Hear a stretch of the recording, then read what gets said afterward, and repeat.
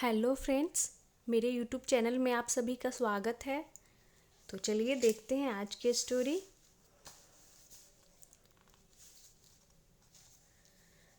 जिसका टाइटल है Raman goes to a tailor.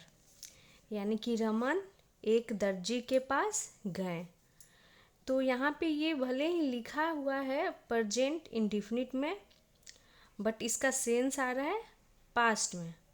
यानी कि उनका दर्जी के पास जाने का काम पहले ही हो चुका है, ये दिखा रहा है। तो स्टोरी के टाइटल या फिर न्यूज़पेपर के हेडिंग्स में ऐसा होता है कि लिखा तो प्रेजेंट इंडेफिनिट में होता है, बट वो काम पहले ही हो चुका होता है।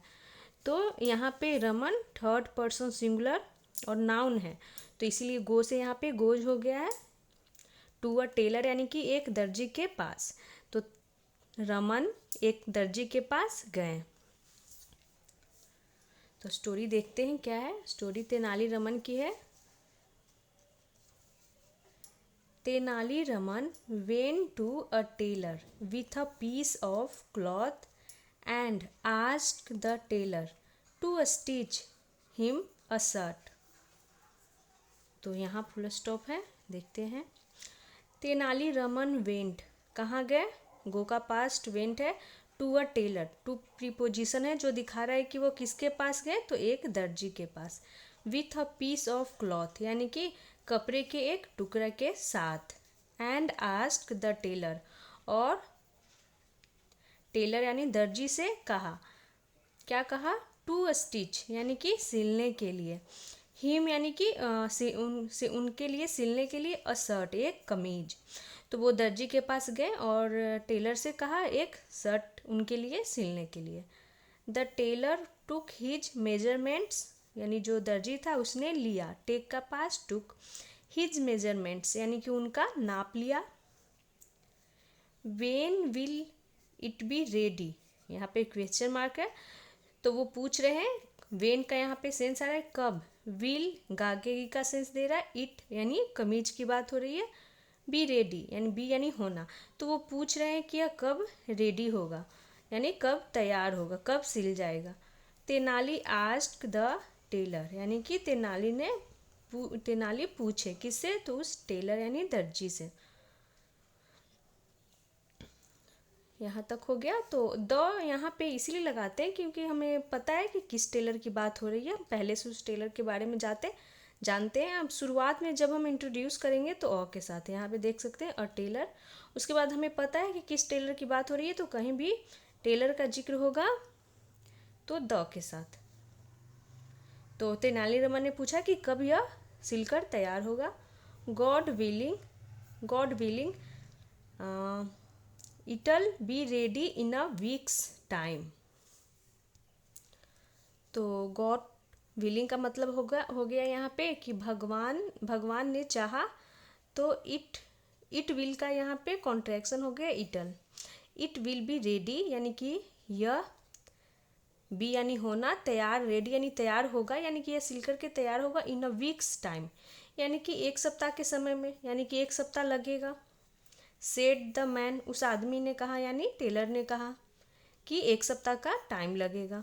Raman could hardly wait for the week to pass. Raman could hardly, तो यहाँ पे हार्डली का मतलब हो गया कि रमन मुश्किल से, वेट यानी कि इंतज़ार किए, फॉर द वीक टू पास यानी कि एक सप्ताह पूरा होने के लिए, टू पास यानी कि मतलब बीतने के लिए, मुश्किल से वो वेट कर पाए, इंतज़ार कर पाए, मतलब बहुत ही मुश्किल से उनका एक सप्ताह बीता। बहुत ही वो ये थे, क्या इंतज़ार कर रहे थे वो अपने शर्ट का, तो मुश्किल से उन्होंने एक सप्ताह बिताया कैसे भी।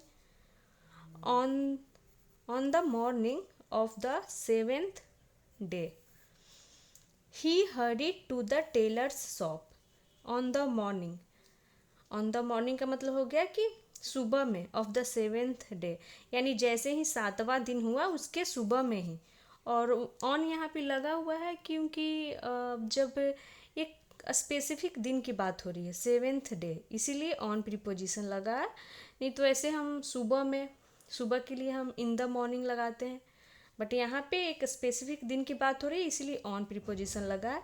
On the morning of the 7th day, यानी कि 7वां दिन के सुबह सुबह को ही hurried to the tailor shop, यानी कि वे हरीड यहाँ पे वर्ब के रूप में यूज हुआ है सेकंड फॉर्म के रूप में, कि वो मतलब हरीड यानी जल्दी से कहाँ गए, टू ये दिखा रहा है प्रीपोजिशन कि उस टेलर्स के शॉप यानी उस दर्जी के दुकान पे गए। यहाँ पे अपोस्ट्रोफी से, और अपोस्ट्रोफी से बोलते हैं जो ऐसे कॉमा जैसा है इसे अपोस्ट्रोफी बोलते हैं, और ये एस हो गया, इसका मतलब हो गया दर्जी के दुकान। तो वो जल्दी से दर्जी के दुकान जाते हैं, जैसे कि 1 सप्ताह का समय देता है टेलर, तो जैसे ही 7वां दिन होता है उसके मॉर्निंग में ही वो जाते हैं। He was bitterly disappointed when he learnt that the shirt was not ready. He was bitterly disappointed का मतलब हो गया कि वह bitterly यानी कि बहुत ही ज़्यादा disappointed हो गए, यानी कि उदास हो गए, हताश हो गए।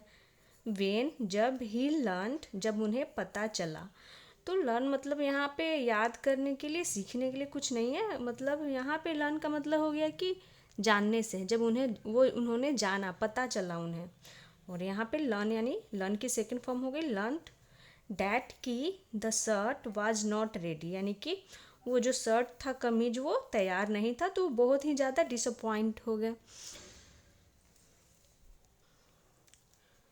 तो यहाँ तक हो गया। और ये बिटरली यहाँ पे एडवर्ब है जो डिसअपॉइंट को मॉडिफाई कर रहा है कि वो क्या कितना ये हो गए, हताश हो गए, तो बहुत ही वो हताश हो गए, निराश हो गए, इस तरह से। तो बिटरली यहाँ पे एडवर्ब हो गया।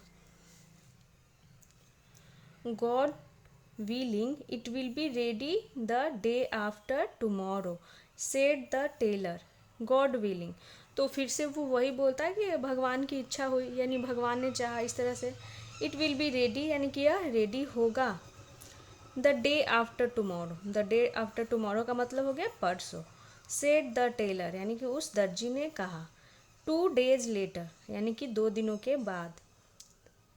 Tenali was again at the tailor's shop, यानी 2 दिनों के बाद, वाज पास्ट को दिखा रहा है, अगेन यानी दोबारा, फिर से एट द टेलर शॉप यानी को दर्जी के दुकान पे थे। तो 2 दिनों के बाद जैसा उसने कहा था, तो तेनालीरामन फिर से उनके दुकान पे थे, यानी कि वो फिर से गए होंगे। The shirt was still not ready, यानी कि जो शर्ट था, स्टिल यानी अभी भी वो रेडी नहीं था, तैयार नहीं था, यानी अभी तक वो शर्ट सिला नहीं था। God willing it'll be ready on Saturday.